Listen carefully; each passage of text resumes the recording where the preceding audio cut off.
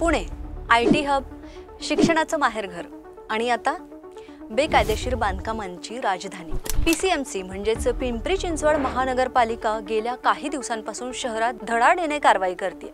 बेकायदेशीर बांधकामं होत आहेत, अनधिकृत प्लॉटिंग्स आहेत आणि परिणामी शेकडो कुटुंब उघड्यावरती पडतात। वाकड, ताथवडे, रावेत, चिखली, मोशी, हिंजवडी या भागांमध्ये शेकडो घरं जमीनदोस्त झाली। लोक म्हणतात आम्ही पैसे भरलेत, आम्ही घर घेतलंय म्हणजे ते आमचं। पण कायदा म्हणतो NA सर्टिफिकेट, बिल्डिंग परमिशन आणि प्लॅन सँक्शन म्हणजेच CC, OC हे सगळं, आणि हे जर नसेल तर घर कायदेशीर नाहीये। PCMCच्या आयुक्तांनी जाहीर केले अनधिकृत इमारतींना माफ केलं जाणार नाही।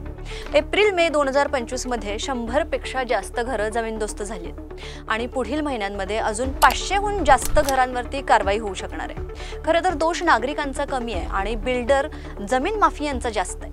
तुमचं घर तुमचं स्वप्न असेल, पण सरकारच्या नजरेत ते कायदेशीर असणं अत्यावश्यक आहे। घर घ्यायचंय तर पहिल्यांदा शहाणपणाने तपासा आणि मगच स्वप्न उभं करा।